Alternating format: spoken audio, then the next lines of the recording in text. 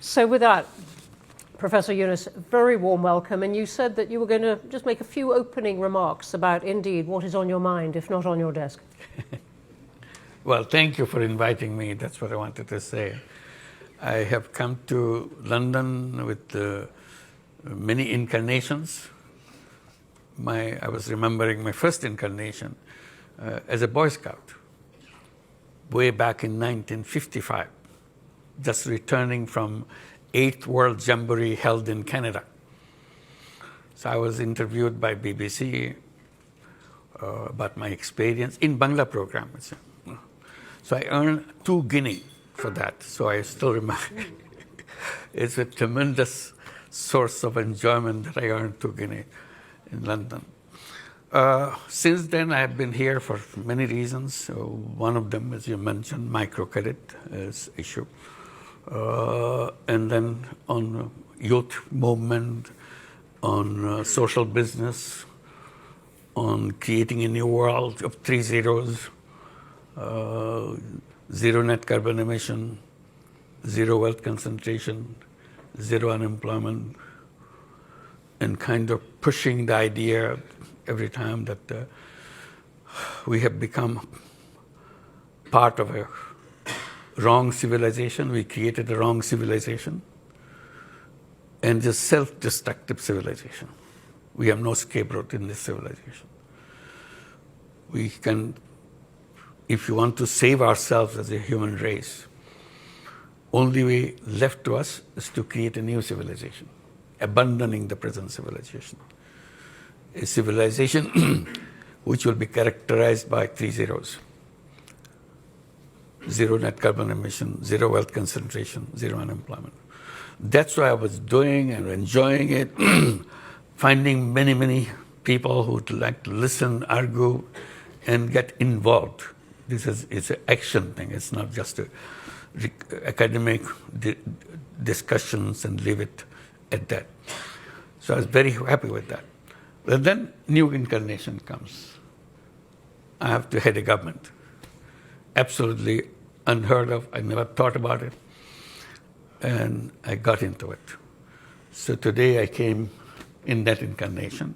But all right, I'll be free. I guess I'll be free to talk about other things too. Thank you. I'll stop here. Thank you. Thank you. So I think you are meeting the King Charles on your, if you like, previous incarnation to do with the environment and microfinance, and you've met elements of the British government to do with your current role, which, as I said, we're going to start with, even though it is less, it brings us to the nitty-gritty of running a country, and we can go back to perhaps to some of the other themes and questions. But let me start with this question of the elections, which is controversial. You've said now a few days ago, okay, the next democratic elections are going to be in early April, but there's still a lot of controversy. The army and some politicians would like them by the end of this year. I believe you've banned the Awami League, the party of Sheikh Hasina, from contesting those elections, but it's one of the big parties. So already a big chorus of people saying these elections are not going to be free and fair. What do you say to that? Well, I keep saying that we will have the most beautiful election we ever had in our history. And the time is right. People are ready. When you have an election after many, many years, after 17 years, you are having the first time a real election. Excitement in the country that we will really go and cast our vote. In this meantime, with the 17 years, imagine all the young people who are coming to that voting age. They are piling up. They never had the opportunity to cast their first vote yet. So excitement of these young people that I will decide who do I vote for. These boys, girls who waited and waited and waited. Their voice never counted like many others, the rest of the nation. So that excitement we want to use and create what we call a new Bangladesh. It's not just voting for routine, voting for electing a new government. is voting to create a new Bangladesh. What is this all about? That's the promise we made as we were given the responsibility to make sure that the ideals and the dreams of all the young people who gave their blood just the other day before we took the responsibility, we honored their wishes, we honored their dream. We want to say goodbye to the old Bangladesh and create a new Bangladesh. So we defined that new Bangladesh by three things. One is reform. We don't want to go back to the institutions who created this. So we want to reform all the institutions we have in the country. So we created commissions for each institutions to study and give us recommendations, what fundamental changes in all those things. So we had a series of those commissions. They have submitted their reports, lots of recommendations, very, very drastic changes in the institutions that we have, elections, parliaments, constitutions, civil service, everything. So those recommendations. So we are looking at those recommendations, but our job is to build a consensus with all the parties. So we created a last commission, Consensus Building Commission. Have you heard about something like that? Consensus Building Commission? We have them. So their responsibility is to go through all the political parties, sit down together, find out which are the recommendations they will accept, and see in which recommendation all parties accept.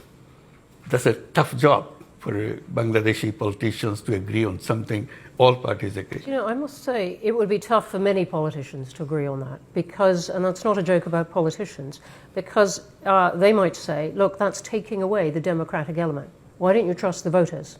Trust the voters to vote for any of these parties and rely on them to use their judgment to pick the best ideas, rather than a commission appointed by you and your colleagues picking which ideas you like. I wish we could do that if everybody understood what is a bicameral legislations, what the proportional voting is all about, all the complicated things you tell them, oh, forget it, how much money you give me, I vote for you. So make it very simple. So you pay me some money, I vote for you. That's all. All voting may translate into that. So we said we don't want to go to that part. Public, all the voters can watch this debate. This is all debate. It's on the newspaper every day. Happen. So ultimate aim, to make it short, ultimate aim is to get all those recommendations where all the parties agree, put it in a separate piece of paper. This is where all the parties agree. And then we celebrate all the parties signed that agreement. We call it July Charter. And we are waiting for July to come next month. This charter will be presented to the nation, July Charter, and we celebrate. On this basis, now we'll have the election. That's how the election procedure was done. So one is the reform agenda. Next is the trial of the people who are perpetrators of all the things that happen in Bangladesh. I don't have to elaborate. It's a huge thing. It's a terrible thing that happened to Bangladesh. People were killed point blank on the street every day. Your son, your daughter went out, never came back, just shot. Two friends went out in the street saying goodbye to each other. We may not come back. Maybe one of us will come back, another will not come back. We say goodbye to each other. Went out of the street. Either none of them came back or one of them came back. And that's the period we passed through. This is coming as almost a year now. So we'll be celebrating those days of July and August and have this charter. And one is reform, another is the trial of all the perpetrators of this. People disappeared every day, and nobody knew where they disappeared, where did they end up their life. And horrible stories after stories. These are all documented now. So we have to find out why it happened, who did it, under whose orders. So we have to try them. So this is another agenda for us. Number 3 is the election. So we are talking about the election. So these 3 is our responsibility. So I'll come on to the trials of people involved in a moment, but I just want to stay for just one moment on this question of the Charter, because critics of what you're doing would say, look, you're ruling out lots of political parties, anyone who doesn't agree with this charter, for example, the Awami League. So you're not really giving people a choice, that this is not a democratic process. This is a very nice, wrapped up in lots of words about consensus. This is an authoritarian step for Bangladesh to take. Yeah. Well, there's a debate about that too. I mean, the debate is Awami League a political party? If they can kill young people on the street just like that, make people disappear just like that, steal money just like that, would you still call it a political party? So that's a debate. This is not a judgment. The issue came on the 5th of August. The former prime minister fled the country. So people were celebrating in the whole country. Finally, we are free. So we thought this ends on the 5th of August after departure of former prime minister. For us, chapter is closed. This part is over. Now it's a country without them. But those who fled, for them it didn't end. They continued the same thing, in absentia, doing it from another country, exciting people. They're fighting on the street. This is the 10th month now. None of that party has ever expressed this remorse. Sorry, our fault, somebody's ordered, somebody got killed. I'm not responsible for it. I feel terrible that I have to be part of that. None of them. So we are for them it continues. For us, it is ended. So we don't feel safe there on the street demonstrating. They're threatening the people who are already the leaders of this uprising.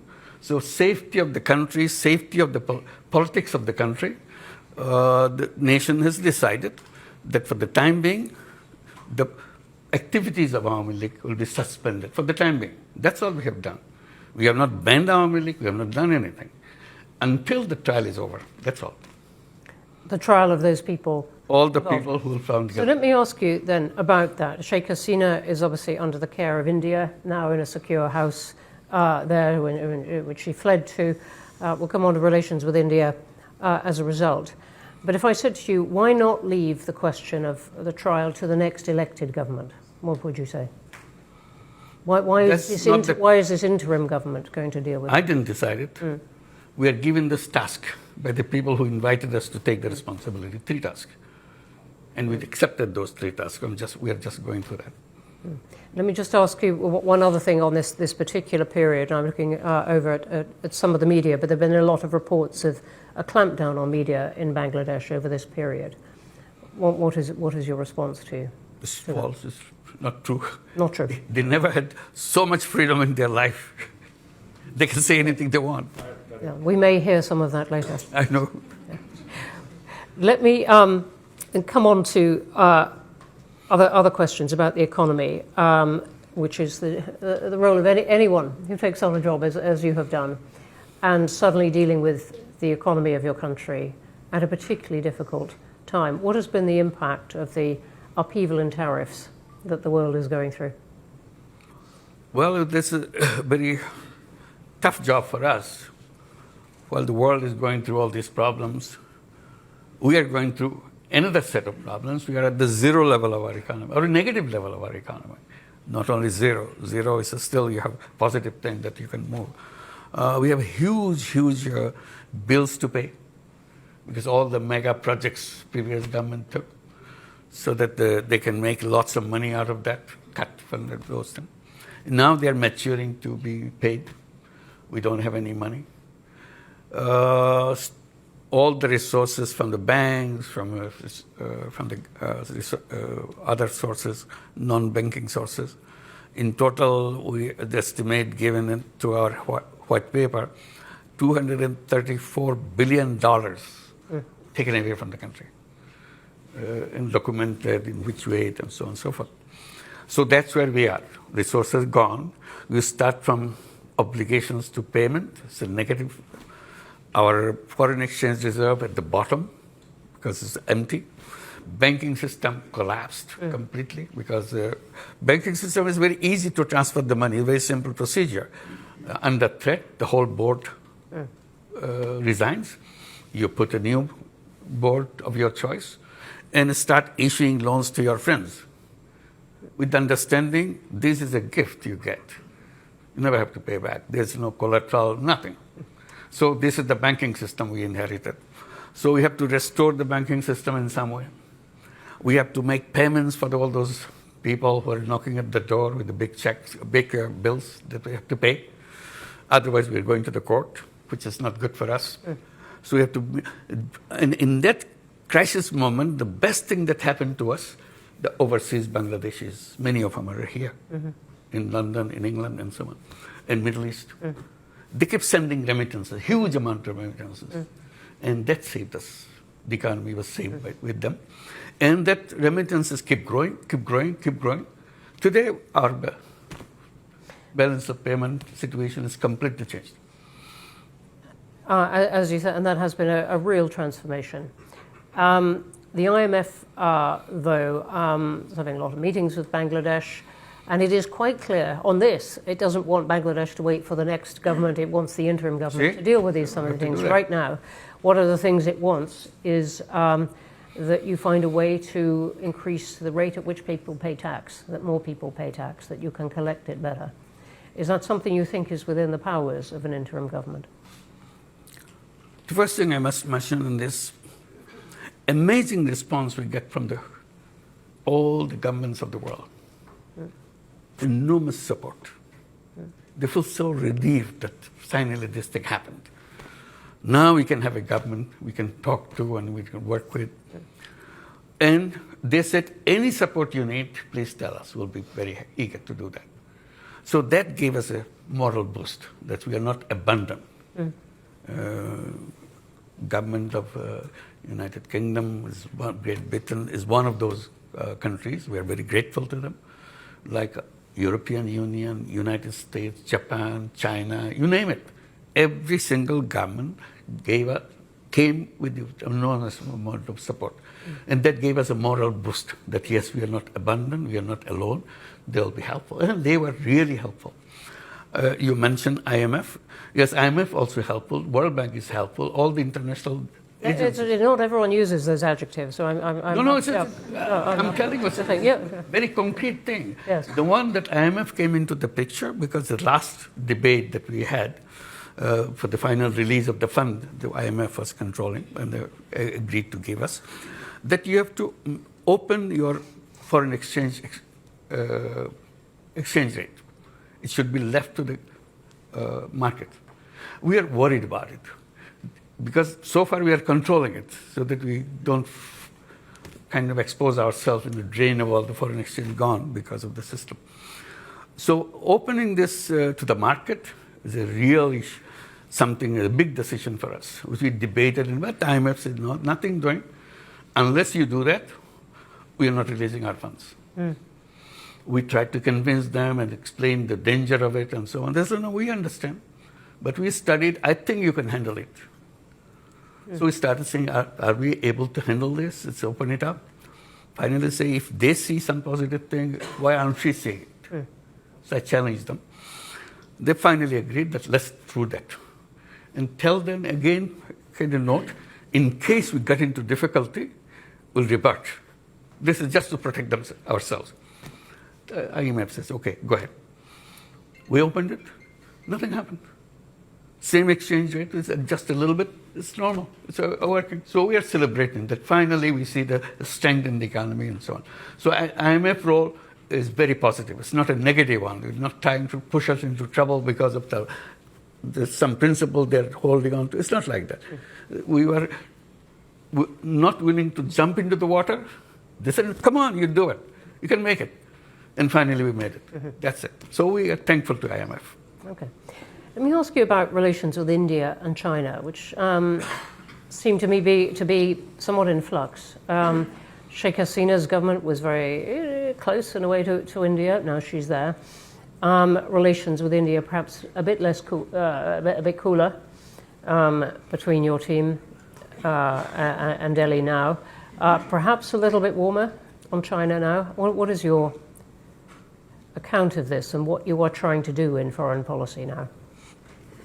We are reaching out to everybody. As I said, all the governments of the world have been extremely supportive. So we're very thankful. We're trying to build up further relationship.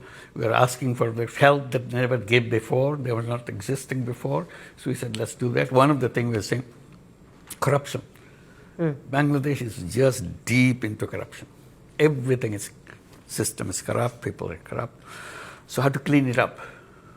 What kind of changes we have to make the government clean with enormous corruption? So we say if there is a formula, there is a policy, there is a way to do that.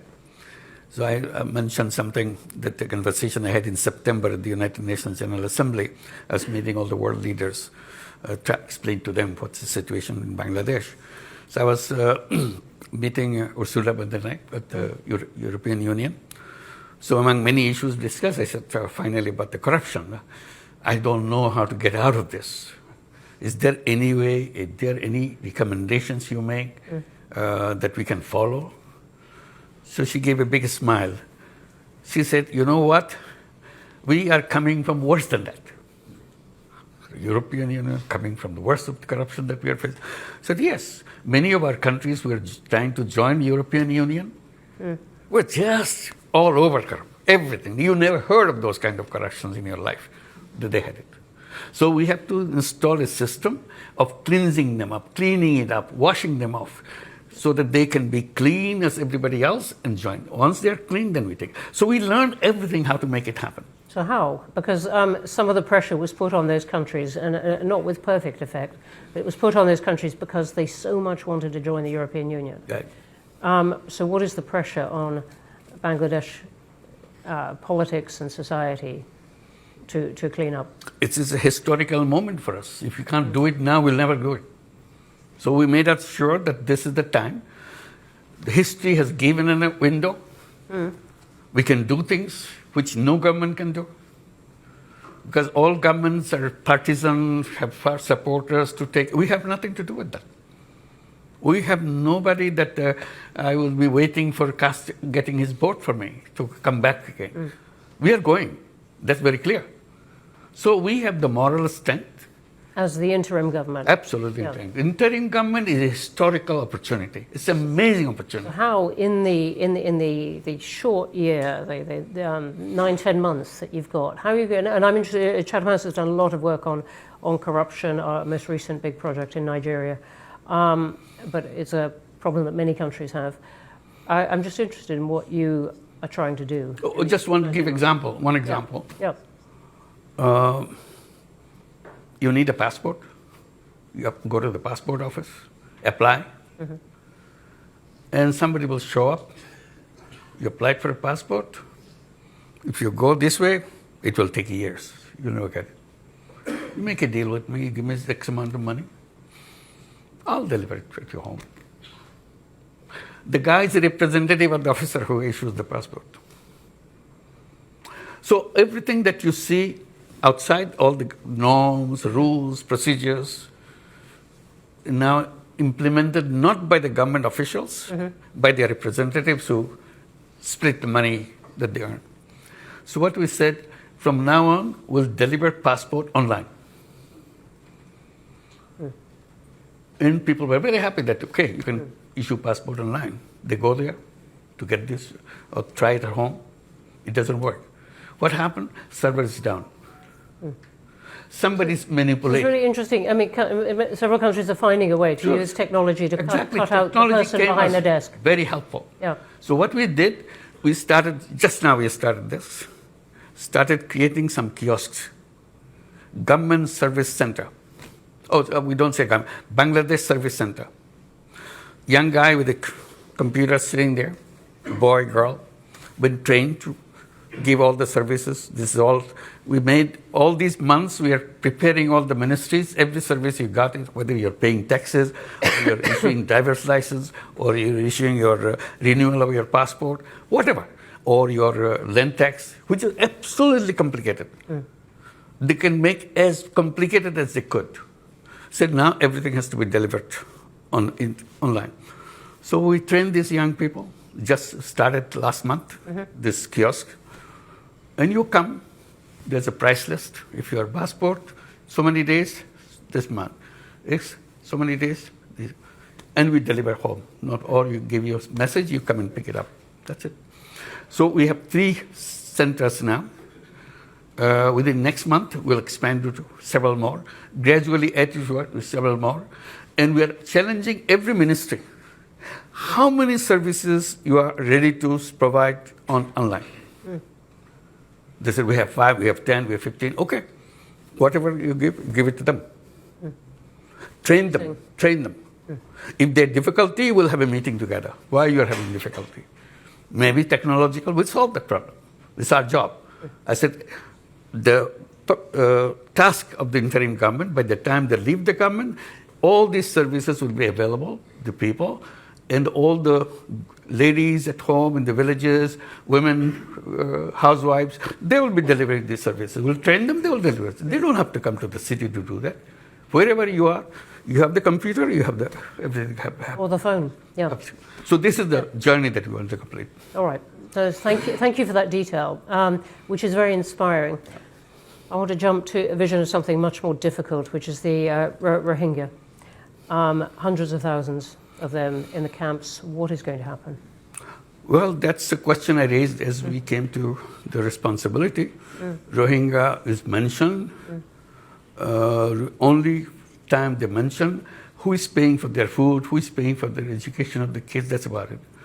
I said, then what? No question. Nobody's answering that question. There are international organizations helping this. I said, the question must be answered when they're going to go back. What is their future? That question was never discussed. I said, I want to discuss that. I want to raise that. So we went to the United Nations General Assembly. I had a special meeting. All the donor countries were helping the Rohingya issue and raised this issue. Do you have a map, road map, when they want to go back? Oh, no, we have not done that. I said, please do that. Because unless, even if it's 10 years, 20 years now, have a date. And we know 1 year less now, another year gone, and we go there. So we are working very hard to make sure that we can repatriate those people to go back. In the meantime, we have problems. U.S. government stopped all the money, USAID money. Absolutely. Suddenly disappeared. And what used to be $12 a month per person for food, suddenly that $12 disappeared. Somebody said, okay, we can accommodate for 2 months for $6 a month. I said, okay, 6 months. Now it's $3 a month. What do you do with the $3 a month for whole food for a family, for a person or something? So we're going through that process now. So organizing, again, going back to the world community, said, look, you asked us to host them. We are hosting them. But the responsibility of maintaining them, you took yourself. So please don't create a problem. Who are you talking to in that? Who do you really have in your sights that you would like help from? There's a whole group of countries who are with us, who was connected with the Rohingya thing. We have meetings with them. Is the UK one of those? Of course, it's a very important one. Not only one of those. The UK is a very important supporter of the whole thing, even now, in this crisis period.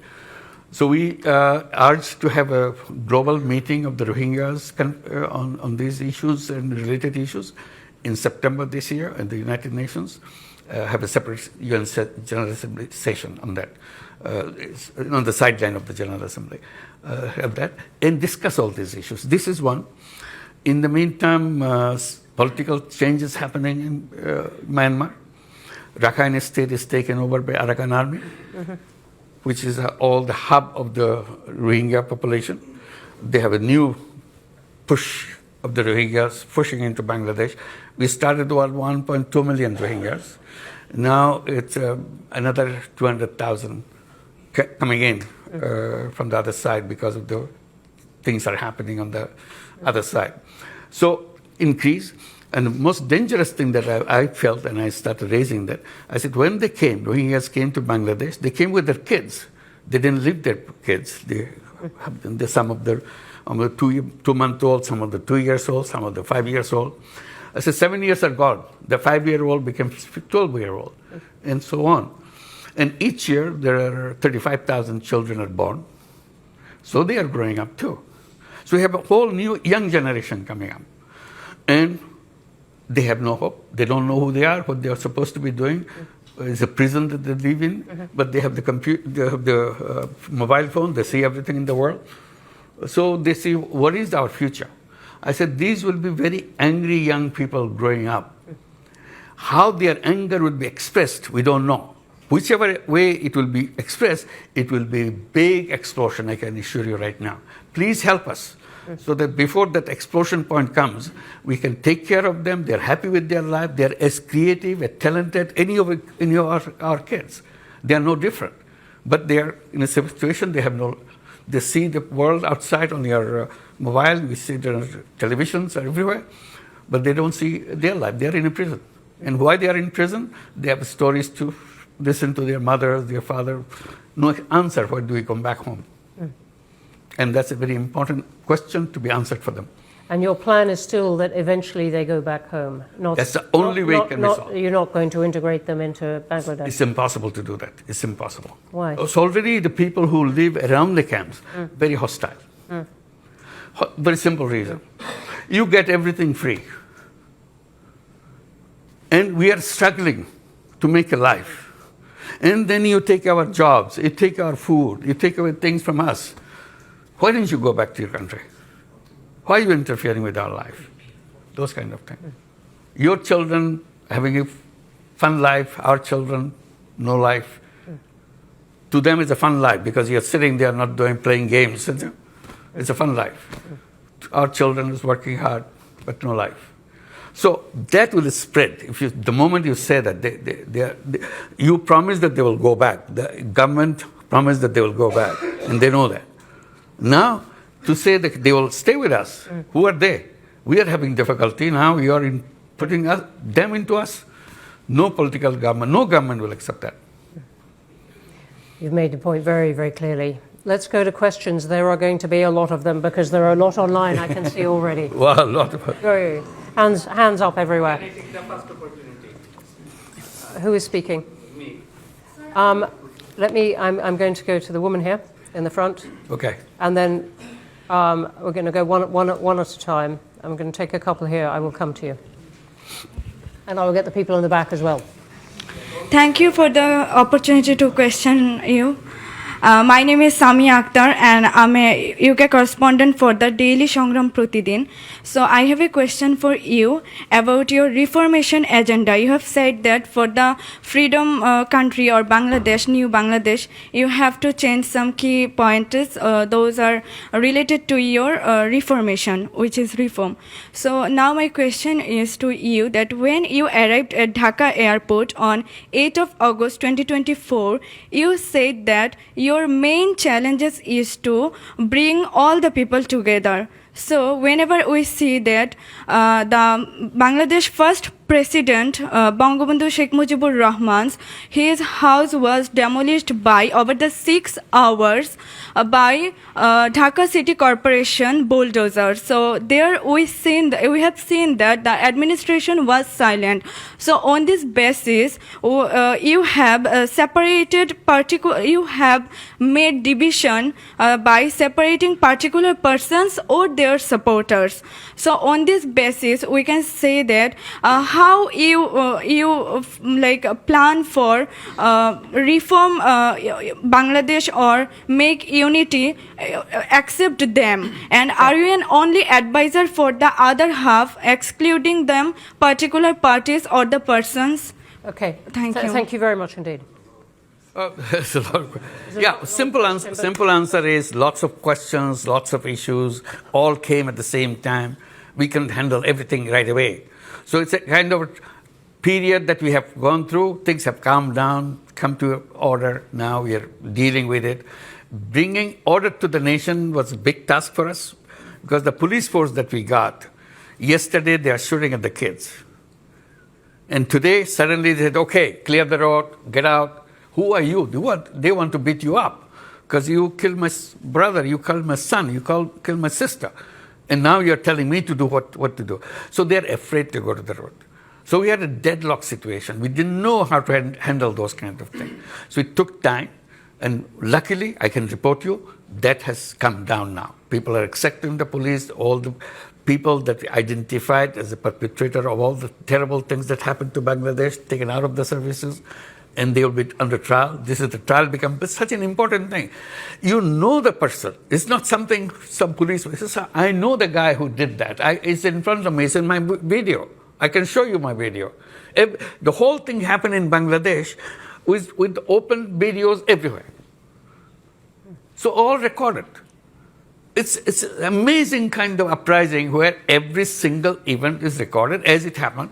Not one camera. Everybody has a camera. Everybody's taking it. It's all been assembled, it's identified, and we are trying to clean. We are not saying that we are a government that will solve all the problems. We are successes. We have now a police force which can bring law and order in the country and so on. So we are, and the unity of the political parties is a number one goal for us. We have been sitting together. All this thing we're talking about creating a July charter, it's not an easy thing for all the parties to sit together and debate. But we're doing that. And I'm promising you here, and I hope I can deliver you in July. July is next month.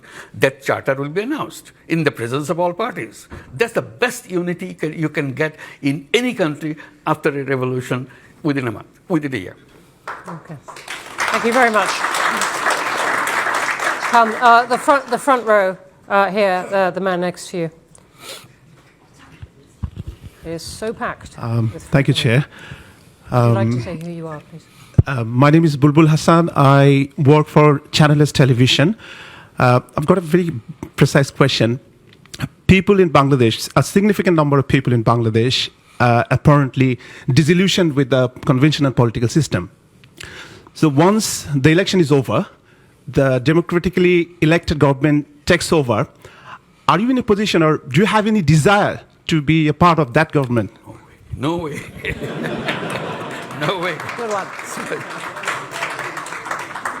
I think none of our cabinet members would like to do that, not only me. So our job is to make sure the transition is managed well and people are happy when we hand over power to the elected government. So we want to make sure election is right. That's a very critical factor for us. If the election is wrong, this thing will never be solved again. It will be very difficult. Thank you for the question and answer. Right, let me count. Last one in the front row here, and then I'm coming to the back and over here. We've got good time. Not for everyone, but lots of time. Sorry, it was me. Sorry, no, I'm this chap here. Sorry. Hi, thank you very much for arranging this event. My name is Diwan Mehdi. I'm the Director General of British Bangladesh Chamber of Commerce and Industry. First of all, I would like to say thank you to you for taking the responsibility in a big chaos when the young generation was wanting for a big change. So you showed the courage, and we appreciate your time and patience. We had no other option. Therefore. Okay. My question is to you. We have seen a very surprising role played by India. They seem to be a democratic country, but when it comes, we talk about Bangladesh, their role is very unclear. In what capacity, if I speak very legally, they are keeping Sheikh Hasina in their country? Well, there would be a trial going on in our country. And the same question was asked in their parliament. They did not have any clear answer. And I know you are a very well-known person, like internationally. In order to create pressure on India, how you are using your lobby in terms of United Kingdom, in terms of USA and other countries, because this is very surprising in 21st century. If we see a prime minister fled from one country after killing thousands of people, after making injured thousands of students, like number of incidents we have seen there was no internet even. Our friends were there, our family member was there, and someone needs to take the responsibility. And in what capacity India is keeping her? Thank you for the question. As you described, if I had the chance to show the 1 minute video for the entire thing, so whatever somebody captured, you'll understand what it is, how the things happen, how terrible things, how cruel things happen. So it's not the 1 minute. It goes on month after month that happened and came to the peak of this in July. And finally, 5th of August, the government disappeared. So all this anger is in there, and the whole anger and everything is now transferred in India because she, the Prime Minister, went there and started. Not only she's living there, the problem is, when I had a chance to talk to Prime Minister Modi, I just simply said, you want to host her? I cannot force you to abandon that policy, but please help us in making sure she doesn't speak to Bangladeshi people the way she is doing. She announces on such and such day, at such and such hour, she will speak. And the whole Bangladesh get very angry. That why is she speaking? Why is she keeping this whole anger thing inside of us now? And is India doing what you asked? No. Modi's answer, I quote, he said, it's a social media, we cannot control it. What can you say? It's an explosive situation. You can't just walk away by saying it's a social media. So this is what is still going on. May I ask you, I believe in technical terms, Yeah. you've written an informal, an unsigned diplomatic note Yes. to India Yes, we did. asking for her extradition. Absolutely. And they've noted that it has arrived. But does that mean, in a sense, you're leaving it to the next government? This will continue. I mean, this Yeah, is. but it is- now, it is in the not meantime, the- another stage has come. Yeah. That I just want to add. Now there's a case. The International Criminal Tribunal has started the trial process. They send notices to Hasina for all the crimes she has committed. Part of the crimes. There's so many other crimes coming up. So they have to respond to that notice. This is a legal notice now. So we have to go to the Interpol and all the other things that happen through that. This is the process that we are following. We want it to be very legal, very proper. We don't want to make sure that we do something out of anger or something.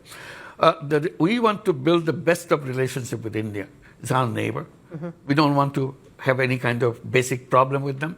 But somehow things go wrong every time, because of all the fake news coming from the Indian press.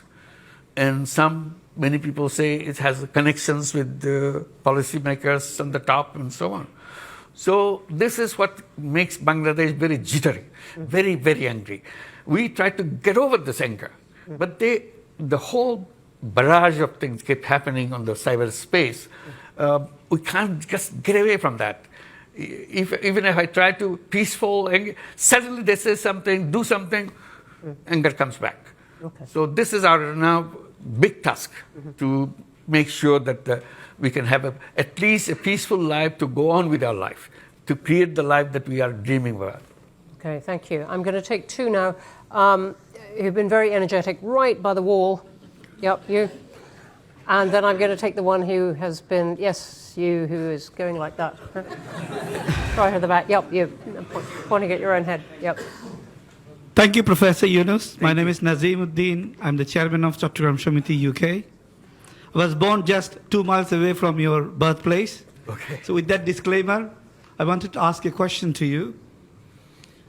Will you seize this opportunity, this moment, to break free from fascist structure and system, and then allow the people to vote for the reforms that you are taking and embed that reform into a constitution, and through referendum allow people to vote for it?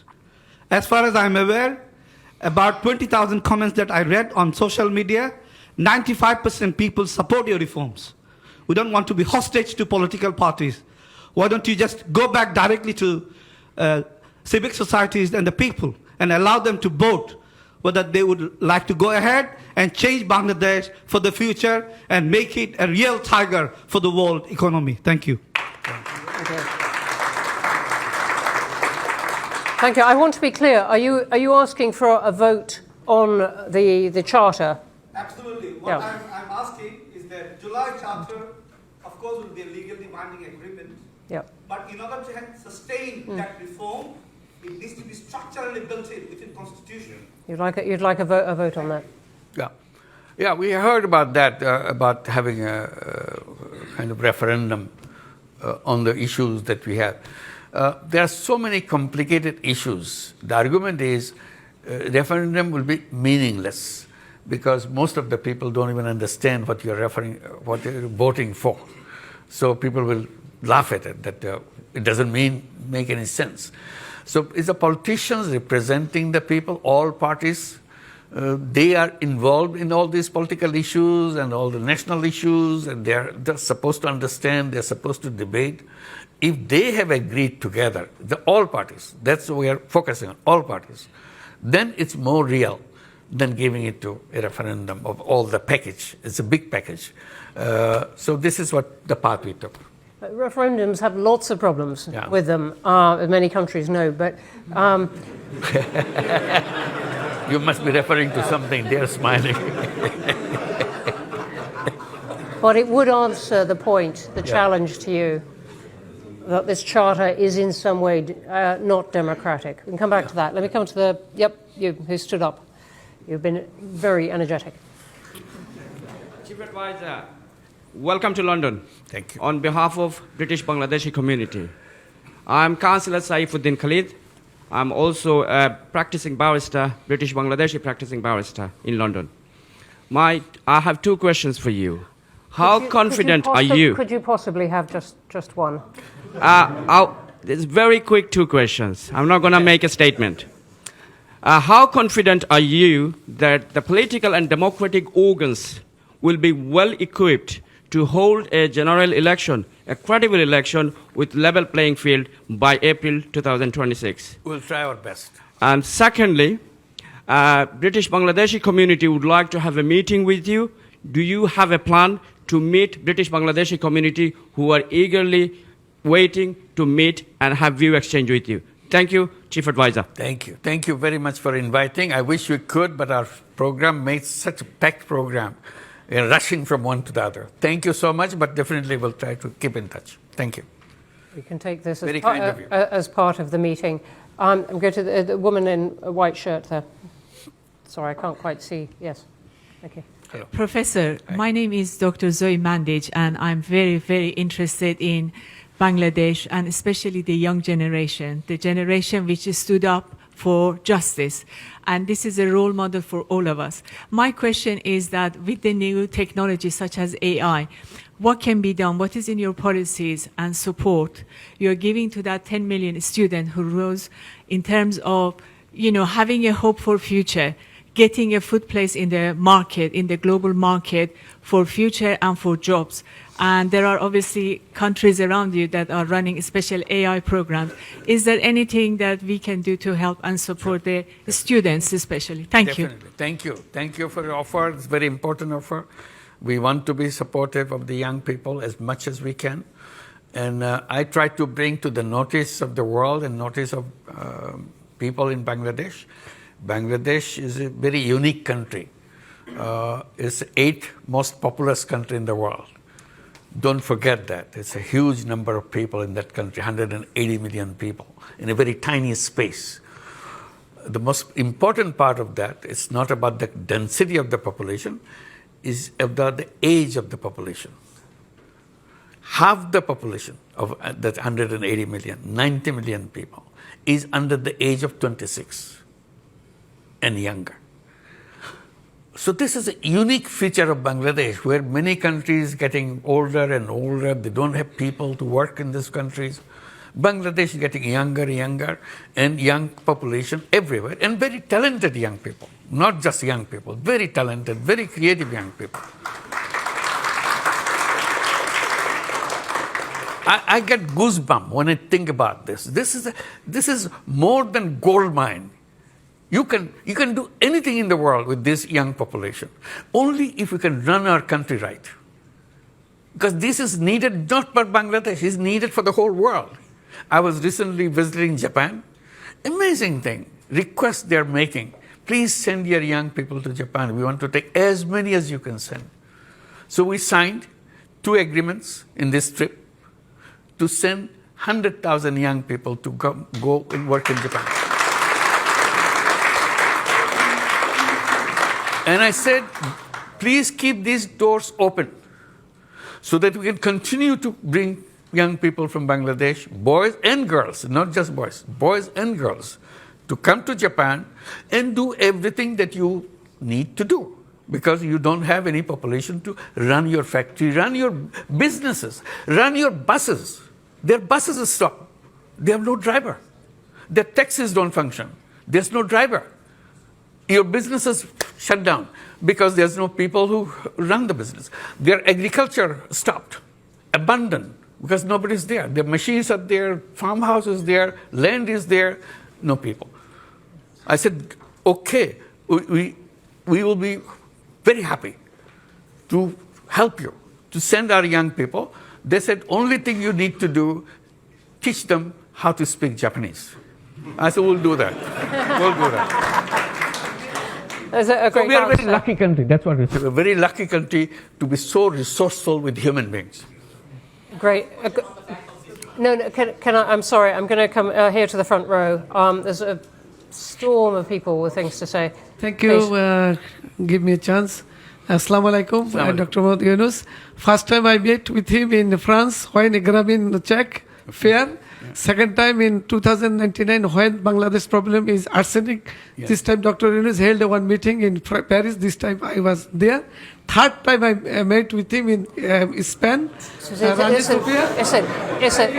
is a wonderful history, but please could you get to the question? Thank you. Today I am thank you for everybody to arrange this meeting about in Bangladesh situation. But I want one question. Dr. Yunus, please held the election upcoming 2026 you declare in April. We want to see for the foreign Bangladeshi people also. We have to give a right for vote. This is my. That's right. Thank Okay. you. Bye. That's our promise. We'll do that. Thank you. Okay, thank you. Sorry, I'm going to take the woman in the second row here. Yep. Thank you. My name's Halima Begum. I represent Oxfam, but mostly I'm here representing my mother, who cannot be here today, and it's an honor to be in this space with you today, Chief Advisor. My question is... Please give my salam to her. Thank you very much. She will be so pleased. The question really I have is how much security can you offer to the protection of women's rights and gender? Because often when we see challenges around democracy, it's women who are then exposed. And as we know, the rollback of gender is quite a significant concern at the moment. Thank you. Thank you very Thank much. you. There are not so many women We had in the this Women audience here Commission, today, so thank you for the question. Very bold recommendations. Women are outspoken. There are many members in our cabinet represent them, women cabinet members. So the status-wise, we are doing the best possible way. We are not perfect. Definitely Bangladesh has lots of difficulties in getting all the rights established in an open and fair way. But government is committed to establish them. That's all we can assure you. Thank you. Thank you. And the woman here in green on the aisle. No, sorry. I'm so sorry. It was a very good beginning. Let me see if we can get you in. Let me see if we can get you in as well. Yeah. Thank you very much. Thank you. It's what? It's on. Your Excellency, welcome to London. My name is Zamira Kanapyanova. I work for Chevron. So we are one of your largest investors. We've been partnering with your country for over 30 years. My question is, what actions your government is taking to attract foreign direct investments into Bangladesh and specifically into the energy sector? Thank you. We are very, very active on that. We have been holding summits of investors, and Chevron is a participant on that. We're inviting many other companies to come and invest. And we are promising them something very important, that you don't have to come and invest here just to sell your things to Bangladesh. Bangladesh is offering itself to be the production hub for the world, not just for Bangladesh. So we provide young people that are ready to work for you, and we provide all other facilities so that you can plug and play situation. You bring your factory, produce it, and sell it to the world. In return, also, we are promising that we will build our port facilities in a world-class way so that you don't have any difficulty in bringing things to Bangladesh and sending out your products that you have produced here. So that's how we are bringing the investors, not only for Bangladesh, we also keep reminding them. You have a big market right here, not just Bangladesh. You can produce to Bangladesh. We have all the communication things we'll fix it up to deliver it to Nepal. Nepal is a country that cannot access to the ocean, so we will give you the access to the ocean, and you produce it, bring things to Nepal, to Bhutan, even the Seven Sisters in India, where also we open up, so that we all prosper together. This whole region is a potentially very attractive region for productions. So we are inviting all the companies to come and make use of all the facilities that we are creating. Thank you. Thank you. And I'm going to take a couple of questions from online. There are brilliant questions online, particularly about the election process. I think we've covered it as much as we can in the time, but thank you for the questions. Let me take a pair of questions which are on the Bangladeshi community in the UK. One from Animoy Chowdhury saying, Your Excellency, Bangladeshis living in the UK are sometimes regarded as a disadvantaged community in comparison to others. What advice would you offer to help shape a more prosperous future for them? And then there's one from Katie Dominy saying, what would you like the British Bengali community to do to help Bangladesh? Absolutely. This is an opportunity of lifetime. That you are here, you are lucky that you have access to so many knowledge and success and services and resources. Please bring it to make changes happen in Bangladesh. This is the time for Bangladesh to change fundamentally, not just a touch and go kind of thing. It's fundamental changes Bangladesh is waiting. One of the things we're encouraging to build up apps so that you can tell us who is willing to do what kind of facilities, what kind of knowledge, what kind of ideas that you can share with us so that you can come and help us to build the country that we are all trying to help transform itself in the quickest way possible. The potential is there. Simply connections with the people. You are here is a tremendous resource for us. Here in the USA, in Japan, in many other countries, the Bangladeshi community, very resourceful community, and we'll be very happy to have your support and your work. Thank you.